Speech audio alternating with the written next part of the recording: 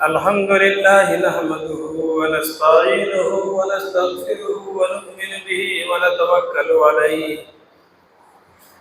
व नऊज़ु बिल्लाहि मिन शुरूरि अनफुसिना व मिन सय्यिआति अमालिना मन यहदिहिल्लाहु फला मुज़िल्ल लहु व मन युज़लिलहु फला हादिय लहु व नशहदु अन ला इलाहा इल्लल्लाह वहदहु ला शरीका लहु ونشهد أن محمدا عبده ورسوله أما بعد فأعوذ بالله من الشيطان الرجيم بسم الله الرحمن الرحيم إنا أعطيناك الكوثر فصل لربك وانحر إن شانئك هو الأبتر اللهم صل على سيدنا مولانا محمد وعلى آله وصحبه وبارك وسلم।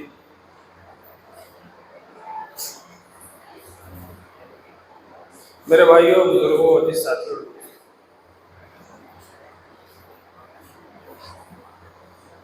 ज़िलहिज्जा का महीना शुरू है,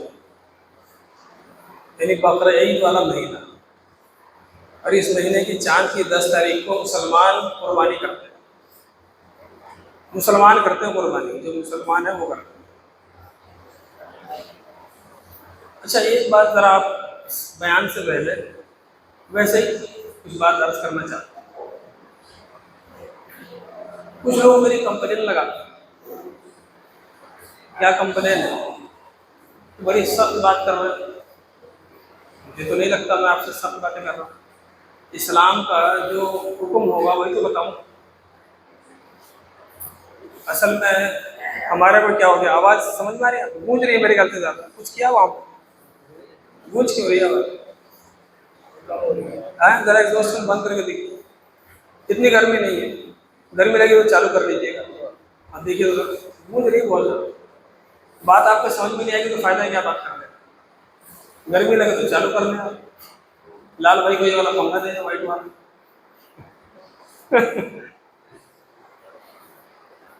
देखिए ऐसा होता है, हम लोगों को क्या आदत पड़ गई है, मजमे को ये आदत पड़ गई है कि जो मौलवी साहब मेंबर पर बैठ के खाली वही बातें करें जो मुझे अच्छी लगे,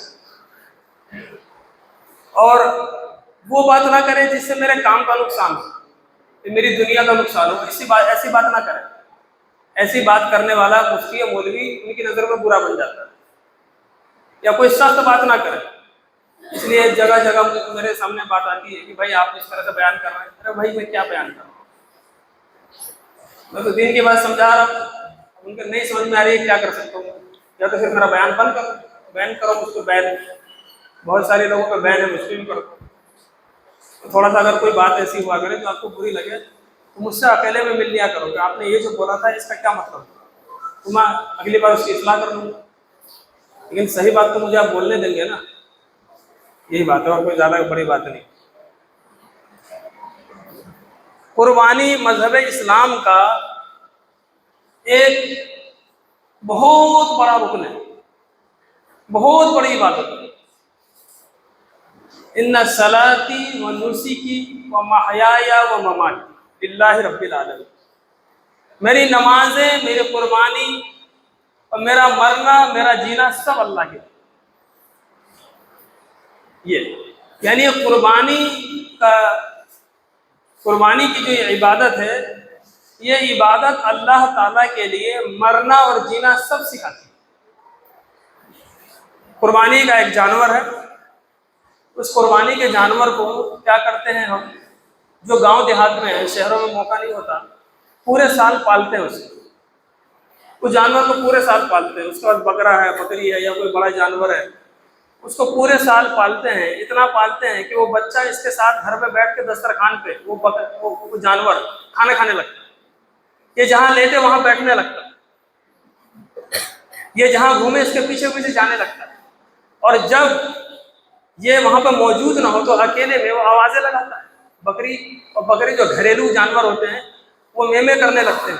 अगर आप उनके पास ना हो तो कोई घर का इंसान ना हो, उनको लगता है मैं अकेला हूँ। यानी इतनी आदत पड़ जाती है। आपके छोटे बच्चे उन जानवरों को अपना भाई बहन समझ के खेलने लगते हैं, उस बकरे के साथ या उस बकरी के साथ अजीब मोहब्बत।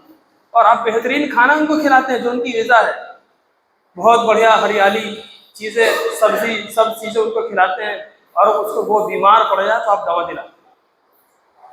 अब ये उसको उससे मोहब्बत हो गई, दिल से और जान से उससे मोहब्बत हो गई। अब ऐसे जानवर को अल्लाह ताला ने कहा कि मेरे रास्ते में अब ज़बह कर दो। जिससे दिली ताल्लुक हो गया उसको अल्लाह ताला कहता है अब इसको कुर्बानी करो, अब तुम अल्लाह के नाम पे ज़बह कर दो। अब देखना हम ये चाहते हैं कि मुझसे तेरी मोहब्बत ज़्यादा है या इस जानवर से या माल दौलत से ज़्यादा। अल्लाह ताला इस इबादत के ज़रिए से, कुर्बानी के ज़रिए से बंदों के अंदर अपनी मोहब्बत और अपने इश्क को चेक करना चाहता है। कुर्बानी वही दिल से करेगा, दिल की खुशी के साथ, जिसको अल्लाह से मोहब्बत हो, अल्लाह से मोहब्बत हो। हज़रत इब्राहीम अलैहिस्सलाम ने जब हज़रत इस्माईल अलैहिस्सलाम को लिटाया तो एक तो आपको पता ही है वो 90 साल से भी ऊपर उम्र हो गई थी तो पैदा हुए इस्माईल अलैहिस्सलाम, और दुआ करते रहे रब्बि हब ली मिनस सालिहीन, या अल्लाह मुझे एक नेक औलाद दे दे, मुझे एक ऐसी औलाद अता फरमा जो नेकों में से हो। तो अल्लाह ताला ने तो औलाद आपको नबी अता फरमाए कि इस्माईल अलैहिस्सलाम भी नबी हैं। तो जब वो बड़े हो गए, खेलने लगे, बोलने लग गए, अच्छा बच्चा जब बोलने लग जाता है आपका 4 साल 5-6 साल का, यहाँ तक कि 9-10 साल तक वो इतनी प्यारी प्यारी बातें करता है, ऐसे ऐसे सवाल करता है कि आपको मजा आता है उससे बातें करते। और कितने सवाल करता है, कभी इसको बच्चे को लेकर आप चिड़ियाघर चले जाइए, कभी इंडिया गेट, ऐसी जगहों पर जो बच्चे के लिए नई जगह है, तो हर परिंदे के बारे में, हर गाड़ी के बारे में रास्ते में सवाल करता है, बिल्डिंग के बारे में सवाल करता है। दिन भर वो इतने सवाल करता है कि उसके सवाल से आपको गुस्सा नहीं आता, प्यार आता, ऐसी मोहब्बत हो जाती है। और जो वो कहता है आप उसको खिलाते हैं, आप कभी नहीं सोचते जेब में क्या क्या नहीं, और बल्कि ना खाने पर आप उसको डांटते भी, तो ये खाते क्यों नहीं इतनी अच्छी चीज, यानी बड़ी मोहब्बत हो जाती है। उसको बुखार हो जाए तो आपको हो जाता है, उसके सर में दर्द है तो आपके हो जाता है, उसकी तबीयत खराब है तो आपकी हो जाती है, और आप सोचते रहते हैं या अल्लाह ये दर्द को मुझे दे देता, मेरे इस बच्चे को ना दे। ऐसी औलाद हो जाए और इतनी उम्र में हो और कोई औलाद ना हो, बहुत उम्र में एक ऐसी औलाद हो, उस औलाद को अल्लाह ताला ये कहे कि तू ज़बह कर दे मेरे नाम पर, तो क्या गुजरेगी आपको? अल्लाह ताला का है ज़बह कर दे मेरे नाम पर, तो क्या गुजरेगी आपको? तो शेर बन गया, ज़बह कर दे मेरे नाम पर, और क्या गुजरेगी आपको? तो अल्लाह ताला ने इब्राहीम अलैहिस्सलाम से कहा, हज़रत इब्राहीम अलैहिस्सलाम का बहुत ऊंचा मकाम है नबियों के लिए, और ऐसे नबी हैं कि बहुत सारे मजहब वाले उनको नबी मानते हैं, बहुत सारे। और हम लोग मिल्लत इब्राहीम में से हैं, आप सल्लल्लाहु हज़रत इब्राहीम अलैहिस्सलाम की नस्ल से। कहने का मतलब ये है कि जब कहा ज़बह करो तो बेटा वही 9-10 साल का था, उनको लिटा दिया गया, आपने छुरी फेरी तो अल्लाह ताला ने कहा ये तो पास हो गए, यानी गोया कि अल्लाह की नज़र में उन्होंने अपनी औलाद को ज़बह कर दिया। तब अल्लाह ताला ने जिब्राइल अलैहिस्सलाम को भेजा, और ऊपर से आसमान से और दूसरे जानवर आए, तो जानवर की कुर्बानी शुरू हुई। कहने का मतलब ये है कि बंदा जब जानवर की कुर्बानी करता है तो उस जानवर से ऐसी ही मोहब्बत होनी चाहिए जैसे औलाद से होती है, ताकि औलाद की कुर्बानी पर जो दुख होता वो उतना दुख, यानी उतना इम्तिहान, उतनी मुश्किल इसको इस जानवर के कुर्बानी पर होती। ये है असल कुर्बानी। हम लोग क्या करते हैं, एक रात पहले गए चांद रात में खरीद के लिए, यानी वो 9 तारीख को गए, 8 तारीख को गए, 7 तारीख को गए ज़िलहिज्जा की, जानवर खरीद के ले आए। बहुत सारे लोग तो देखते भी नहीं है कहाँ जानवर क्या है, वो 15,000 20,000 रुपये किसी को दे दिया, भाई ले आ, मेरे नाम पे ज़बह कर दूंगा, मेरी तरफ से कुर्बानी हो जाएगी। तो उस कुर्बानी से कुर्बानी तो अदा हो गई, लेकिन जो अल्लाह ताला चाहते हैं उस कुर्बानी के ज़रिए से वो मोहब्बत, वो इश्क और वो दर्द और वो दुख, वो चीज़ हमारे अंदर नहीं है। हज़रत मौलाना यूसुफ साहब रहमतुल्लाह अलैह, उनके घर में वो एक बकरा था बहुत बड़ा, पूरे साल कई साल से पाला गया, और हज़रत ने कहा इसकी कुर्बानी होगी। सारे घर वाले मना करते रह गए, नहीं इसकी कुर्बानी मत करो, आप मत करो, यानी इतनी मोहब्बत हो चुकी थी। हजरत ने कहा इसकी तो कुर्बानी होगी, उसकी कुर्बानी की, यहाँ तक कि किसी घर वाले ने इस दर्द और दुख में किसी ने गोश्त खाया ही नहीं। हमने क्या हुआ था, अभी कुछ दिन पहले हमारे घर में एक मुर्गा पला था, मुर्गा वो एक साल में इतना बड़ा हो गया जनाब, 4.5 किलो का। अब वो उसका टाइम पीरियड होता है कि भाई इसको जमा करो, अब इसके बाद मतलब वो वैसे ही थोड़ा सा ऊँगने लग गया था, कहीं कहीं इतना बड़ा हो गया था कि चला नहीं जाता था, 4.5-5 किलो का मुर्गा। अब मैंने जब जमा किया उसको तो मुझे बांटना पड़ गया, उसके गोश्त को मेरे घर में किसी ने नहीं खाया, मैंने खाया, किसी ने खाया मुर्गा। मैंने इमाम साहब के घर पे भेजा, कुछ मुफ्ती ज़करिया साहब के यहाँ कच्चा गोश्त भेजा, इस तरह का भेजा। आप मत कहिएगा कि मेरे यहाँ क्यों नहीं भेजा। इतनी मोहब्बत हो जाती है उससे। कुर्बानी का असल मतलब ये है, कुर्बानी का असल मतलब जो हमारे इलाके मोहल्ले में जो लोग कुर्बानी कर रहे हैं और उसमें एक दिखावा और रियाकारी जो शामिल है, ये अल्लाह को बिल्कुल ही पसंद है। अब वो लाया है 50,000 का बकरा तो मैं लाऊंगा 55,000 का, ये कुर्बानी का ये मतलब नहीं। वो लाया है 60 का, मैं लाऊंगा 70 का, कुर्बानी का ये मतलब नहीं। अब पूरे मोहल्ले में दिखाते फिर रहे हैं, सबको ले जाते फिर रहे, कितने का लाए हो? 80,000 का लाए हो, तेरी क्या औकात है, तू क्या लाए? कितने का लाए हो? 1.5 लाख का लाए हो। और आजकल तो जुल्म पर जुल्म ये है कि वो उनके पास कौन सी मशीन है मार्केट में, उसको अल्लाह लिख देते हैं काट कर, उसके जिस्म पे मोहम्मद लिख देते हैं। अबे मोहम्मद लिखा हुआ है, कितने का? 2 लाख रुपए। ये भी जाके बेवकूफ बन जाते हैं। अल्लाह लिखा हुआ है, ये 5 लाख रुपए का। इस तरह के बकरे बकरे वो बना बना के और मशीन से काट काट के लिखवाते हैं, और लोग बेवकूफ बन बन के, और पूरा इसमें शोर हो रहा है। और अब तो सारा आपके इंस्टाग्राम पे, शॉर्ट्स पे, यूट्यूब पे सबको दिखाइए कि फला आदमी ने इतने लाख का बकरा खरीदा और उसको ज़बह कर दिया। तो ये तो दिखावे की कुर्बानी है, अल्लाह को पसंद नहीं। कुर्बानी के बारे में जो दूसरे मज़ाहिब के लोग हैं ये बहुत एतराज़ करते हैं, इनको हम समझा नहीं सकते क्या चीज़ है, क्योंकि इसका ताल्लुक जो है ना इश्क मोहब्बत से। इश्क में तो लोग अपनी जान देते हैं, दूसरे की क्या देते हैं, अपनी जान दे देते हैं। अल्लाह से इश्क और मोहब्बत का ताल्लुक है। जो गैर अल्लाह को मानते ही नहीं, उसको हम कुर्बानी का फलसफा क्या समझाएं कि मुसलमानों को ये फलसफा समझ में नहीं आया, मुसलमानों को समझ में नहीं आया। मुसलमान में जो हमारे थोड़े समझदार आजकल मॉडर्न एज के जो कुछ पढ़े लिखे लोग निकल रहे हैं, इंजीनियर टाइप के लोग हैं, पढ़े लिखे लोग हैं, और बाहर बड़े बड़े कोर्सेज करके दुनियावी ओहदे पर फाइज हैं, उनका ये कहना है कुर्बानी जो होती है और इतने सारे जानवरों को ज़बह किया जाता है, टोटल मनी वेस्ट। ये तो मनी पैसा वेस्ट हो रहा है, इतना पैसा गरीबों में बांट दें तो पता नहीं कितनों का भला हो जाए, वो ये कहते हैं। तो भैया ये अल्लाह का यह हुक्म है, और अल्लाह ने तुम्हें भी बनाया है और दुनिया को चलाने का एक तरीका बनाया है। उस तरीके से हटकर आप अपनी अकल ना दिखाएं, आपके समझ में नहीं आए। आपको सदका करना है, उसके लिए अल्लाह ने सदके का अलग टाइम रखा है। आपको ज़कात देनी है, ज़कात तो 2.5%, 2.5% अल्लाह ने सबके लिए रखा है। जो साहिब निसाब है वो ज़कात दे, वो दे पूरे साल, और गरीबों को देने को मना थोड़ी किया। लेकिन आप कुर्बानी को रोक कर इस पैसे को देंगे, कहीं और देंगे तो आपको कुर्बानी अदा नहीं होगी। कोई ये कहे कि नमाज की जगह रोजा रख ले तो नमाज अदा हो जाएगी, कैसे हो? नमाज अपनी जगह, रोजा अपनी जगह।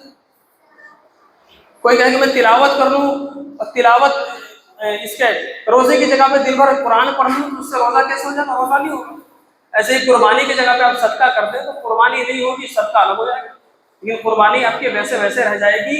इस्लाम का शियार है, पहले हजरत आदम अलैहिस्सलाम से लेकर इस्लाम में आज तक कुर्बानी। पहले कुर्बानी कबूल होती थी, आसमान से एक आग आई, उसको जला के भस्म कर दिया, खत्म कर दिया, जानवर कुछ रहता नहीं था उसमें से। लेकिन इस उम्मत पे अल्लाह ने ये अल्लाह ताला की तरफ से इनाम हुआ तो कुर्बानी भी करो, गोश्त भी खाओ, खूब खाओ गोश्त, कोई मना नहीं है।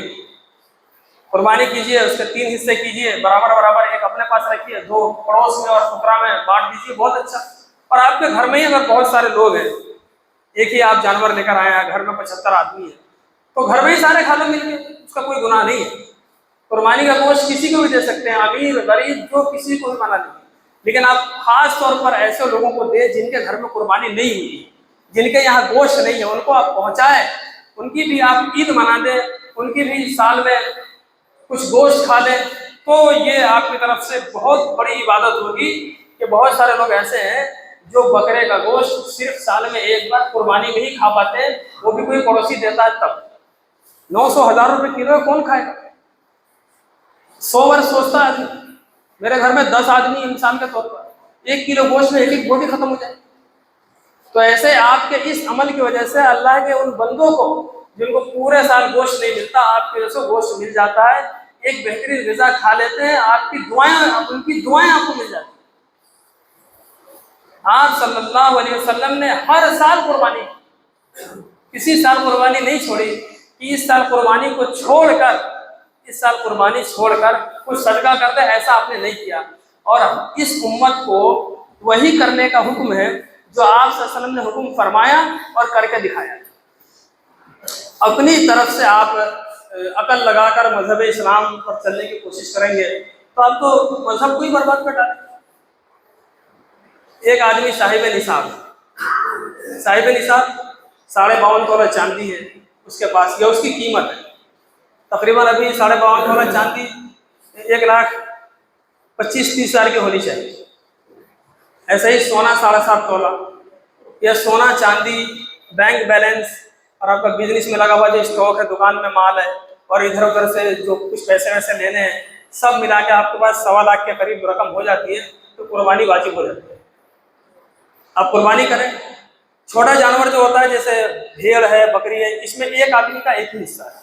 लेकिन जो बड़े जानवर हैं, भैंस वगैरह, तो इसमें क्या है, बड़े जानवरों में 7 लोग कुर्बानी कर सकते हैं। यानी वो एक बड़ा जानवर 7 छोटे जानवरों के बराबर, एक भैंस 7 बकरे बकरियों के बराबर है। बकरी की भी कुर्बानी सही है। लोग कहते हैं जी बकरी की कुर्बानी, और बकरी भी सही, भेड़ की कुर्बानी, मेंढे की कुर्बानी, छोटे जानवर है, सबकी सही, सबकी कुर्बानी होगी। लेकिन छोटे जानवरों में एक बंदे की तरफ एक ही कुर्बानी वो कर सकता है, एक जानवर। अब बड़े में घर में इतने सारे लोग हैं, करो सबकी तरफ से कुर्बानी। अब क्या होता है, हमारे यहाँ क्या होता है कि जॉइंट फैमिली सिस्टम है, वालिद साहब या बड़े भाई वगैरह काम करते हैं, घर के मालिक वही, सारी जिम्मेदारी वही संभालते हैं, और घर के जो छोटे उनके लड़के हैं या उनकी बेटियां हैं और भतीजे जो भी घर में रहते हैं, वो साहिब निसाब नहीं है, वो ये खर्चा देते हैं तो उनका खर्चा चलता है, उन पर कोई कुर्बानी नहीं है। तो जो main head of the department है ना, घर का जो हेड है, ये जो होम मिनिस्टर है, ये कुर्बानी करेंगे, अपने ही नाम से करेंगे। सबसे पहले अपने नाम से करेंगे, क्योंकि आपका फर्ज है, आपकी घरवाली है, उनके पास इतना सोना चांदी है कि 1.25 लाख का बैठ जाता है, उनके नाम से भी करो।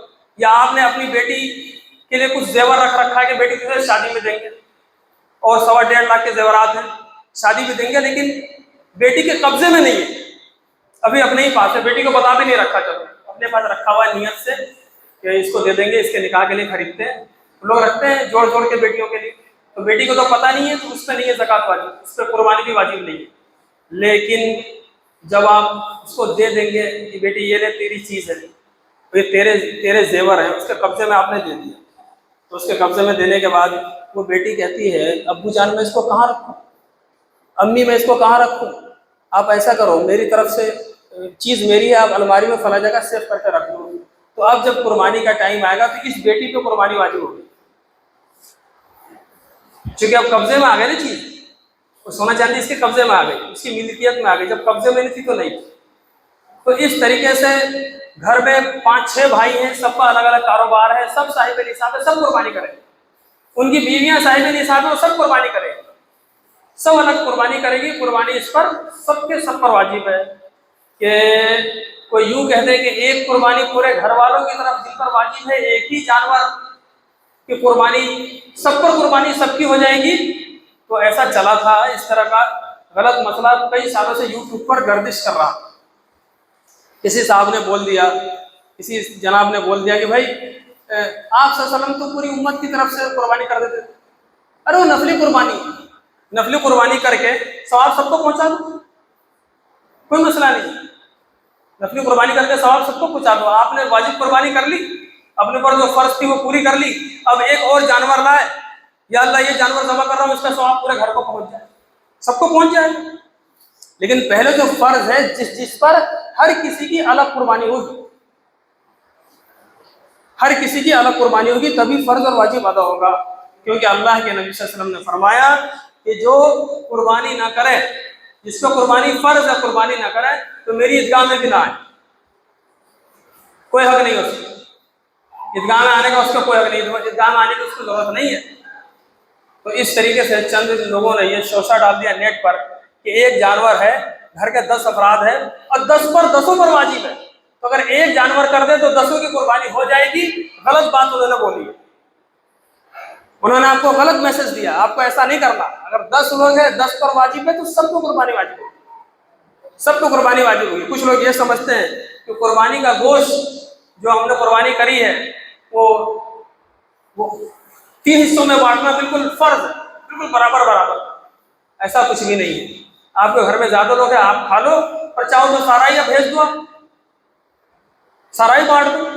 चाहो तो आपका फैमिली मेंबर ज्यादा है तो आप खा लो, ऐसा कोई मसला नहीं है। लेकिन कोई ऐसा आदमी हो जिसकी नीयत गोश्त खाने की हो। अब समझो एक मसला बहुत अहम है, और ये मैं आपको बताऊं, मुझे ऐसा लगता है कि तकरीबन 60-70% लोग ऐसे हैं जो कुर्बानी करते हैं गोश्त खाने के लिए।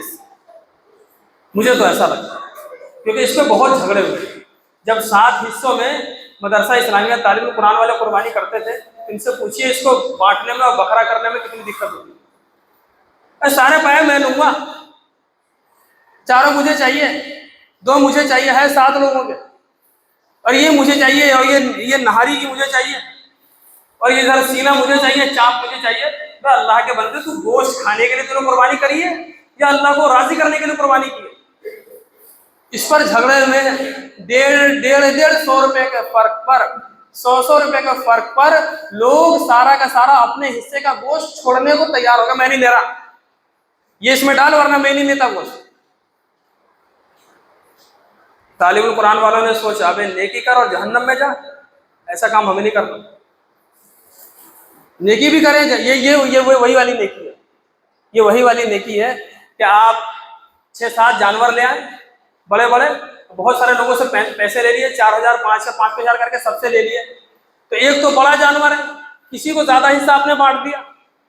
कोई छोटा जानवर है, 5,000 में किसी को कम मिला, 5,000 में किसी को इतना गोश्त, और 5,000 में किसी को इतना गोश्त आ गया। और जो पैसा ज्यादा अगर आपका लग गया तो आपको देने वाले नहीं है, और पैसा उनका बच गया तो पता नहीं उनके पास पहुंचता है कि नहीं। बहुत ज्यादा इसमें कंफ्यूजन और परेशानी होने लग गई।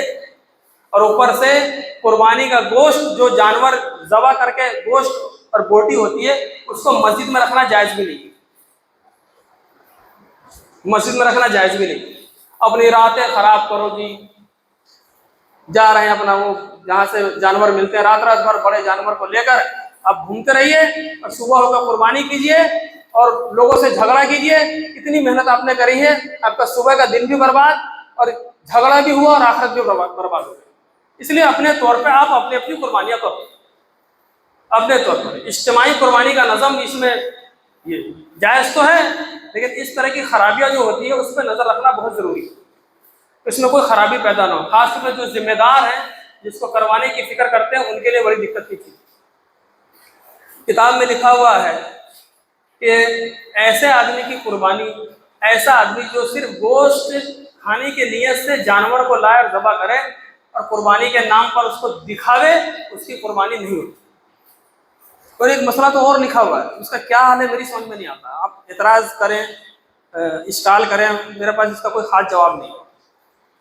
7 लोग कुर्बानी कर रहे हैं एक जानवर में, उसमें से एक ऐसा बंदा है जिसकी गोश्त खाने की नीयत है, तो इसकी तो नहीं होगी, 6 जो लोग हैं उसकी भी कुर्बानी नहीं होगी,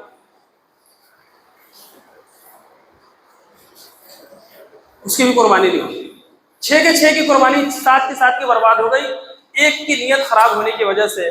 तो उसमें एक तरीका मेरी समझ में आता है कि जब भी आप जानवर आपके सामने हो, 7 को बुलाएं, क्या देखो भाई ऐसा ऐसा अल्लाह का हुक्म है, हम गोश्त के लिए कुर्बानी नहीं करें, गोश्त तो मिलेगा, उसकी नीयत जरा सबकी सही कराओ, नियत की तस्हीह हो जाती है, नियत सही करा दी जाए सबकी। नहीं भाई हम तो अल्लाह के लिए कर रहे हैं, भाई देखो अल्लाह के लिए कर रहे हैं, गोश्त मिले ना मिले उसको ये बोलो, हाँ हाँ गोश्त मिले ना मिले अल्लाह के लिए कर रहे हैं। अब ये सबकी नीयत सही हो गई, अब कुर्बानी कर दो। एक और मसला लिखा हुआ किताब में, फिर वही जवाब है, आप कैसे पता करेंगे? आप जाने। एक ऐसा आदमी जिसका पूरा कारोबार हराम है,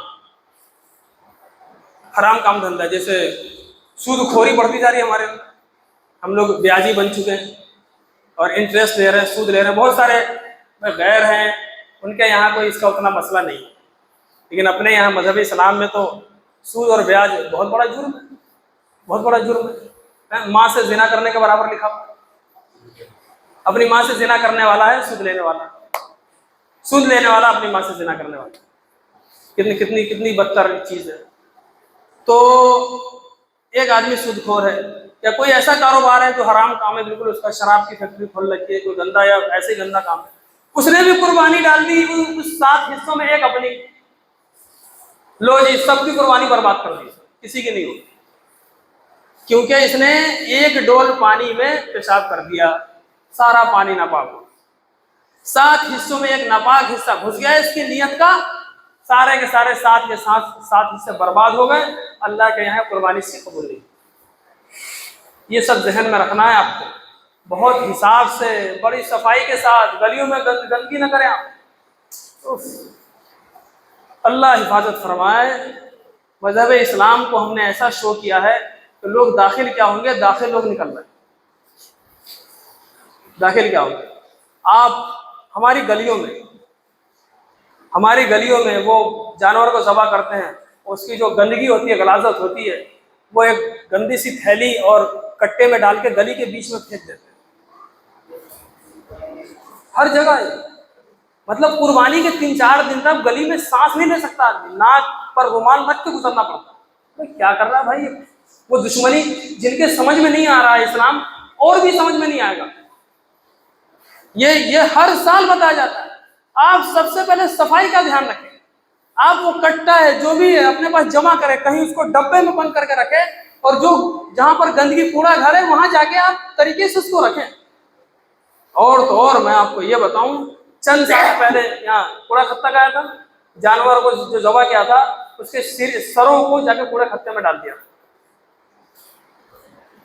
उसकी तो खाल भी फेंक नहीं सकते आप, उसकी खाल भी फेंक नहीं सकते आप, उसको सदका करना है, वो एक अजीब चीज है, अल्लाह की तरफ की गई इबादत है अल्लाह की, उसकी खाल भी नहीं फेंक सकते आप। तो आपसे मेरी ये दरख्वास्त है कि आप जिन जानवरों की कुर्बानी करें, आप सफाई सुथराई का खास ध्यान रखें। आप खालों को मदरसों में जमा करें। खाल से याद आ गया, खालें जो जानवरों की खालें हैं, इसको गरीब में देंगे, गरीबों को देंगे, और या नहीं तो ये करेंगे कि इसको सुखाकर मुसल्ला बनाकर नमाज पढ़ेंगे उसको, इसकी खाल को छत पे सुखाइए, धूप में नमक वगैरह लगाकर मुसल्ला बना के नमाज पढ़ो, कोई मसला नहीं सूखने के बाद। लेकिन ऐसा तो आपसे होगा नहीं, तो ये खाले गरीबों में जाएंगे। इसके मुस्तहिक वही लोग हैं जो ज़कात ले सकते हैं, इसके मुस्तहिक वही लोग हैं जो सदका वगैरह ज़कात लेते हैं, जो फितरा ले सकते हैं। उन गरीबों में ये खाले आप ले जाएं, तो किसी गरीब को खाल दीजिए कि ये ले ले, तो 12 रुपये की खाल तू रख ले, तो मैं 50 रुपये मैं देता हूँ, तू रख ले।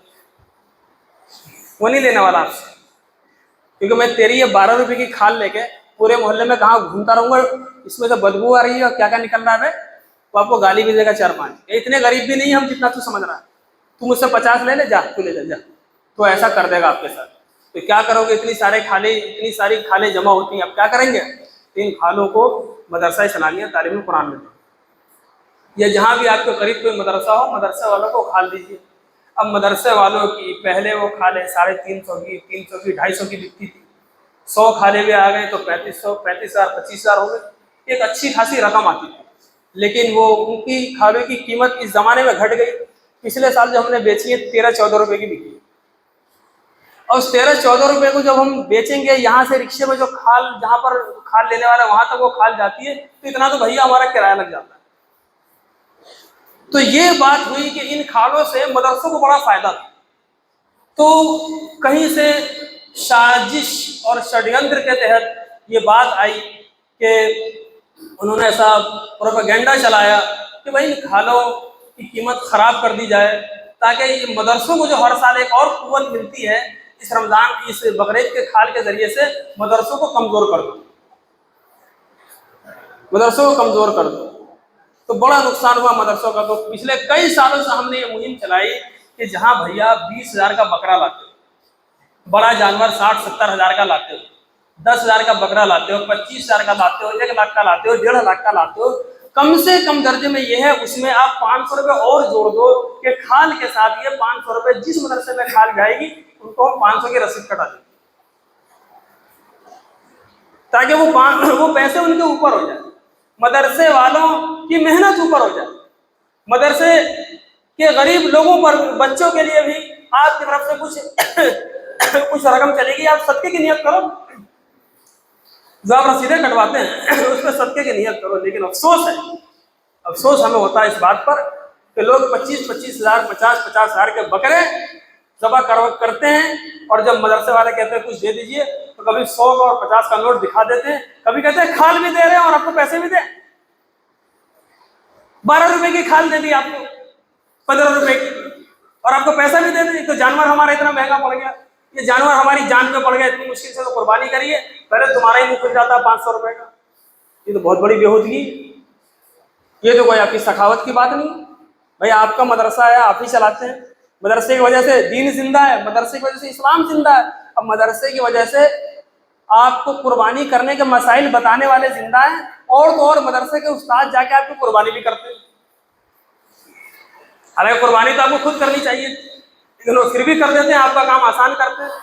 तो इन मदरसों में आप ये तय करें, मैं कम से कम कह रहा हूँ कि 500 रुपए दे, 1000, 2000, 5000 देना मना थोड़ा ही है। अरे जहां इतनी खुशी आप मना रहे हैं, मदरसों को याद रखें, ये मदरसे दीन के किले हैं।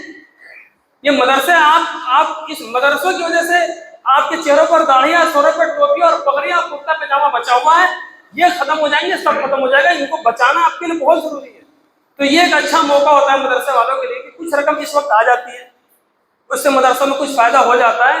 तो आप ये जरूर नियत करें कि इंशाअल्लाह हमारे पास जितने भी जानवर होंगे, हर जानवर के हिसाब से कम दर्जे में उन खालों के साथ 500 रुपए की रसीद जरूर कटाएंगे इंशाअल्लाह।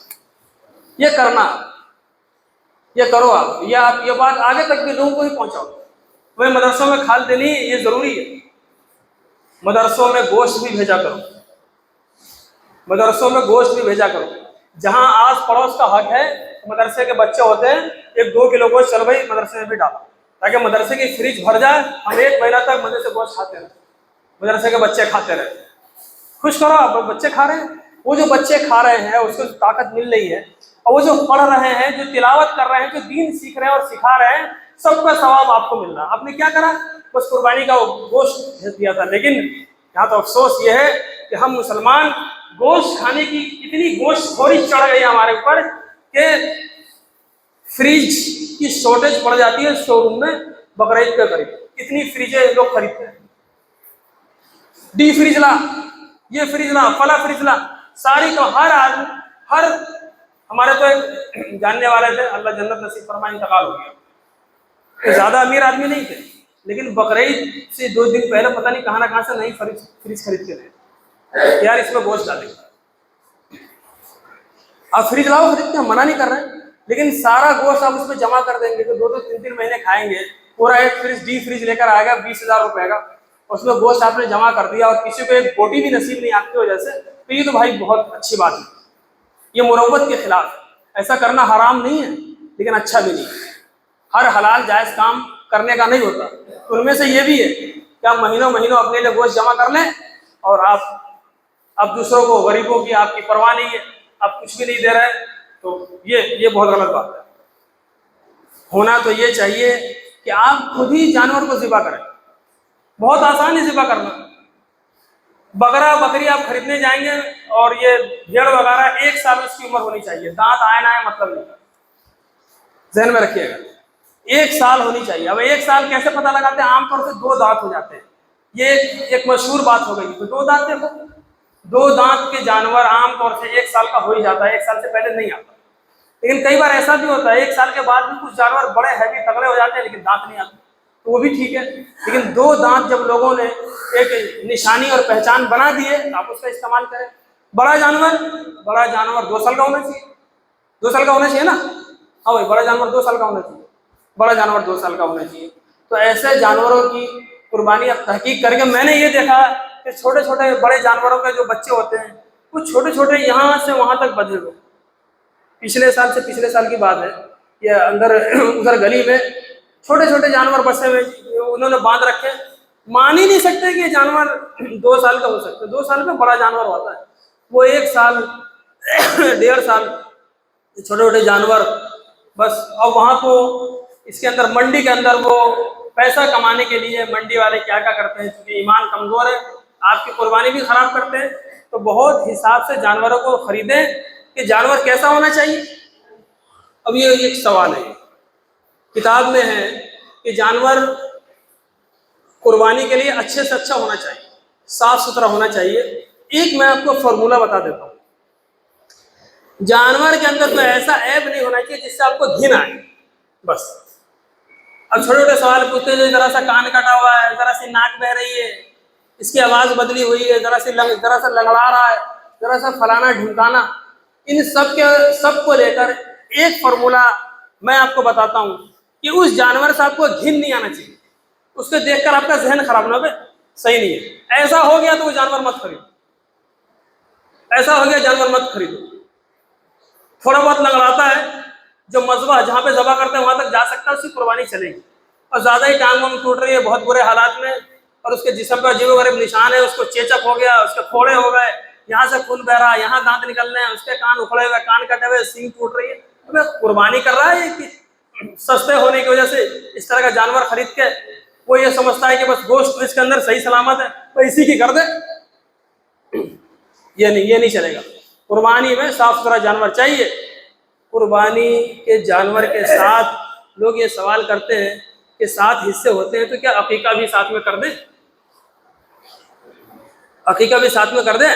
कर दो। कुर्बानी के जानवर में 3 हिस्से हो गए, कुर्बानी के 4 हिस्से। आपके 2 लड़के हैं, उनका अकीका कर दो। एक लड़के का 2 हिस्सा हो जाएगा, 4 हिस्सों का अकीका, 3 के लोगों की कुर्बानी, 7 हिस्सों की हो गई। अकीके के साथ कुर्बानी भी हो जाएगी और कुर्बानी के साथ अकीका भी हो जाएगा। हो जाएगा ना मुफ्ती साहब? अकीका के साथ कुर्बानी हो जाएगी? जी हो जाएगी। कन्फर्म करना पड़ता है ना, उलमाए कराम आगे पीछे बैठे। तो आप इसको जहन में रखें, कुर्बानी बहुत खुश दिली के साथ अल्लाह को राजी करने की नीयत से, बल्कि होना ये चाहिए कि कुर्बानी जिसके नाम से हो रही हो जानवर को देखे, वो देखे नहीं। अगर उसकी हिम्मत नहीं कोई बात, घर में चला जा, कुर्बानी तेरे नाम से हो जाएगी। खुद छुरी फेरे, उसको किबले रुख लिटाइए और उसको दाएं पहलू पर या बाएं पहलू पर, इसका जो किबले की तरफ मुंह रहेगा और सर इधर रहेगा, ये कौन सी साइड है? ये दक्षिण।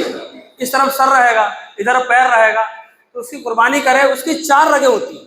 बहुत अहम मसले मैं आज बता रहा हूँ, जिसमें 3 रगों का काटना बहुत जरूरी है। 3 रगें उसकी कटनी चाहिए। अगर रगें कम रहेगी तो कुर्बानी नहीं होगी।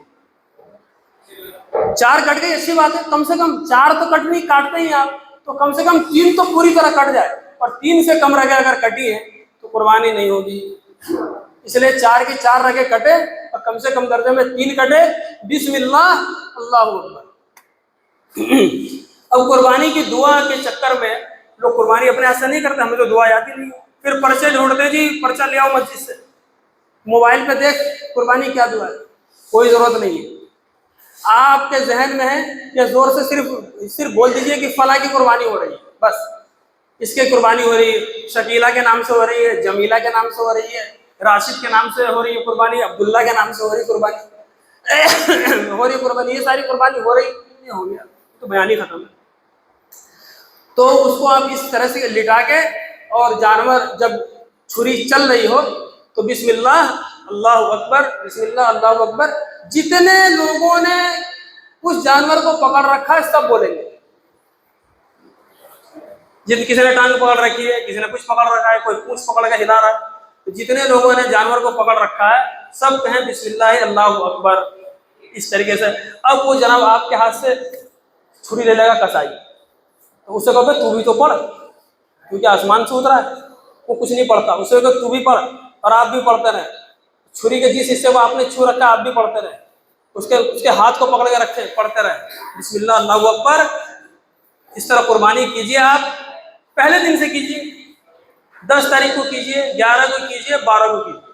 12 तारीख की मगरिब के बाद कुर्बानी नहीं है, 3 ही दिन कुर्बानी है। कुछ लोग कहते हैं 4 दिन है। अरे तेरे को जितना मन में कर, तू जाने तेरा काम कर, 4 दिन कर, 5 दिन कर, 6 दिन कर, 10 दिन कर, पूरे साल करता रहे। तेरे चक्कर में हमारे को नहीं पड़ना भाई। कुर्बानी कर, अल्लाह ने कब मना किया? कुर्बानी कर लेकिन होगी नहीं, कुर्बानी कर लेकिन होगी नहीं, होगी तो 3 ही दिन, अब तू जाने तेरा काम जाने। तो इस तरह से आपको कुर्बानी करनी है। जो ध्यान रखिएगा, छुरी बहुत तेज होनी चाहिए और जानवरों के सामने छुरी तेज ना करें।